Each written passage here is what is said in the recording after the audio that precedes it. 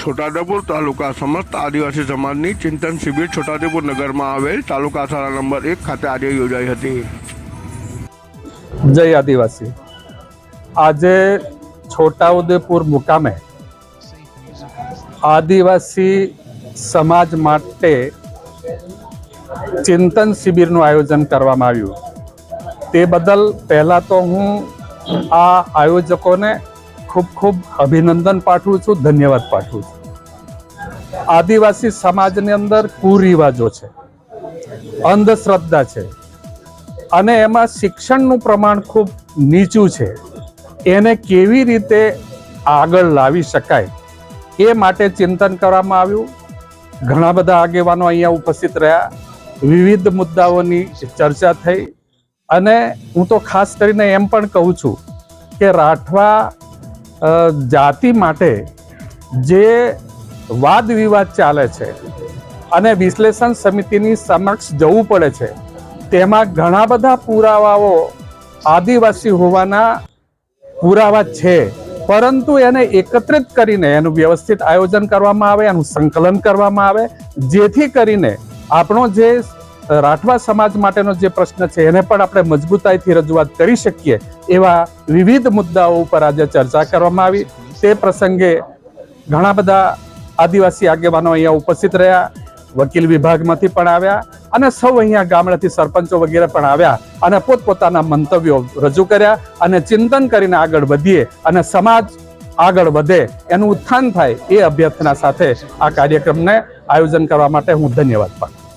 આદિવાસી સમાજના સૌ આગેવાનો આજે તાલુકા શાળા 1માં ભેગા થયા હતા। આદિવાસી સમાજના ઉત્થાન માટે આજે આ ચિંતન શિબિરનું એક સરસ મજાનું આયોજન કરવામાં આવ્યું હતું।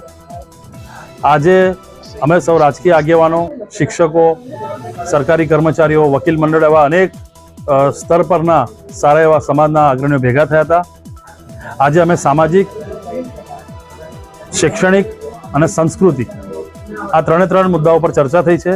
આદિવાસી સમાજની સંસ્કૃતિ બચાવી કેમની અને એ અમર છે, એ વિશ્વવિખ્યાત છે, એના માટે આપણે શું કરવું, જે આદિવાસી સમાજમાં લગ્ન વિધિ છે એ સમાજની રીતિ રિવાજ પ્રમાણે અમારા જે પૂજારા છે એ કેવી રીતે કરે છે એના ઉપર ધ્યાન આપવામાં આવ્યું છે।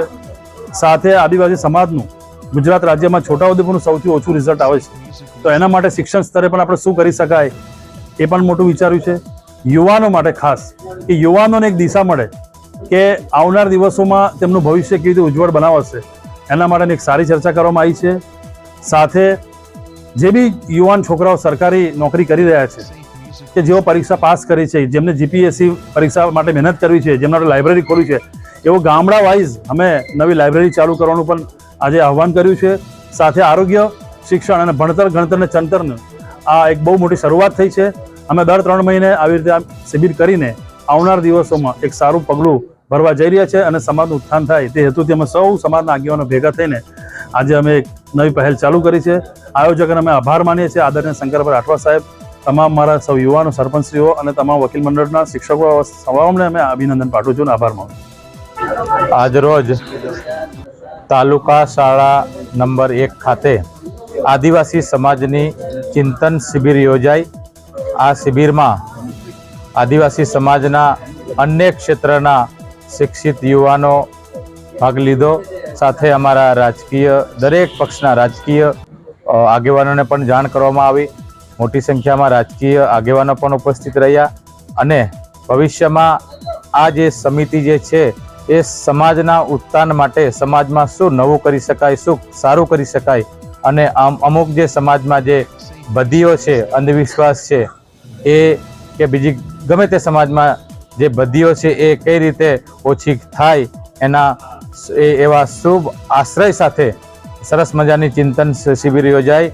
આ તબક્કે સૌ બધા પધાર્યા છે, સૌનો ખૂબ ખૂબ કમિટી વતી આભાર વ્યક્ત